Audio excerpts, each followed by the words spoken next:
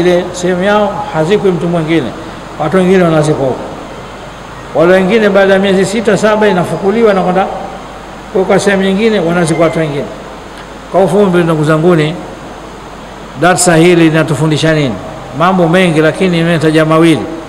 La kwanza, ustahimilivu katika dini na kuishika dini vizuri, kushika hizi nyiradi vizuri. Kama nimekwambieni, kila mtume alisoma, yanampata mabaya anasoma. Nabii Yunus, makutoleni mfano, amemezwa na chewa. Kuna samaki baharini anaitwa chewa, ndio samaki ana mdomo mpana kuliko samaki wote duniani. Alipotoswa baharini, kisa kirefu, akaingia katika mdomo wa chewa, akasema la ilaha illa anta subhanaka inni kuntu minadh dhalimin, hakuna isipokuwa wewe, mimi nimedhulumu nafsi yangu, Mwenyezi Mungu nisaidie. Yule chewa alimcheuka, akatoka. Alipotoka Nabii Yunus katika tumbo la chewa, nguo zimechanika, yuko uchi. Mwenyezi Mungu alileta majani yale baharini yale, yakamfanya kama nguo. Subhanallah, baraka ya ile la ilaha illa anta subhanaka. Hii nakuteni mifano, mitihani utapata, lakini utanusurika. Sasa wale watu wabaya watadhani na wewe mwamba katika mambo yale, kumbe hata wakaja watu wakamuona mtu anaelea, lakini kafunikwa na mtu, wakachukua nguo wakamfunika, akarudi tena katika nchi yake. Na Mungu alimfanyia vile. Kwa nini? Alihama bila kupewa ruhusa na Mwenyezi Mungu. Kulikuwa na watu wajeuri nini, akakasirika akaondoka. Haifai kwa mtume kuondoka mpaka apewe idhini na Allah, kama Nabii Muhammad sallallahu alaihi wasallam akahamia Madina baada ya kuambia sasa toka. Kwa hivyo ndugu zanguni, tunasitiza kwanza, mitihani tutapata, lakini turejee kwa Allah kwa njia zake. Wassalamu alaikum warahmatullahi wabarakatuh. Mtume wetu sallallahu alaihi wasallam amesema, man sahira faqad ashraka, anayefanya uchawi ameshirikisha Allah. Hilo ndio jambo kubwa. Na wale sio walikuja na fimbo zao za uchawi na ile nani, fimbo na nini na kamba.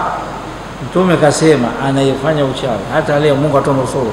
Ukifanya ujue umemshirikisha Mwenyezi Mungu, na hakuna dhambi kubwa kama kumshirikisha Mwenyezi Mungu.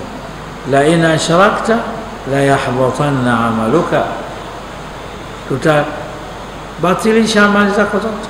Kwa hivyo wale walifanya jambo baya, baadaye kuja haki, wakasilimu, wakarejea kwa Allah. Lakini mwanzo wake walifanya kosa, waliona ukweli wakarudi, wakasilimu. Ndio kweli, hamjasikia vizuri wengine. Kwa hiyo bwana anatumia wifi ya mtu bila idhini yake.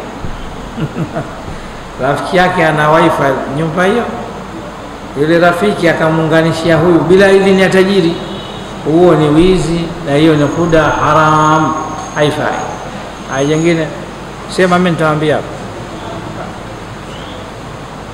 anja, japo mashaka wengine hawapendi, labda mimi nataka kila mtu ikiwezekana alokuwa na mwenyekiti hapa kampa ruhusa, swali lote uliza, nikilijua nitakwambia, silijui mimi sio ni aibu. Kwa sababu huwezi kunitawaza mimi sheka usisheke, hiyo anajua Mungu. Huyu bwana mmemsikia kasema wakati fulani Mwenyezi Mungu, yani wakati fulani alikuwa anakunywa pombe, akakopa ile pombe, akaja akatubia baadaye, lakini deni hajalipa, deni la ile pombe. Sasa baadaye afanya nini? Alilipa ile deni au afanyaje? Kwanza pombe haram, na kuuza pombe yenyewe ni haram. Vile vile nitakwambia ni mbwa, kuuza kitu chochote cha najisi kama mbwa bebe ni haram.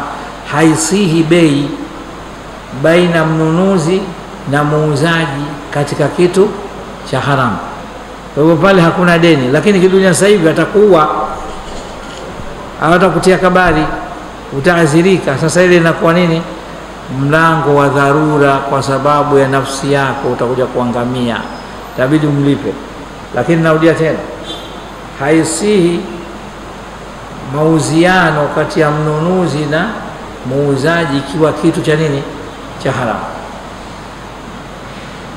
Ndio hiyo Messi, hujui nitakuwa na mimi mchawi.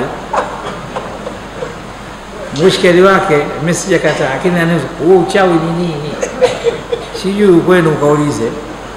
Messi hujui, lakini Mtume ananisema Imamu Shafi'i, ili amjue mtu mushrik, anasema sif lana, hebu tujulishe ukoje. Kwa sheria umefaa kila ambacho cha siri kimejificha sababu zake, hiyo ni taarifa ya sharia. Kitu cha siri hakijui mtu, kimejificha. Sasa aina zake, kila watu wana mambo yao, astaghfirullah. Sasa mimi kujua uchawi sijaujua wala sijaujaribu hata siku moja. Twende jingine. Kwa hivyo ukienda kwa wataalamu wa mambo hayo watakuonesha, usije wakakujaribu tu.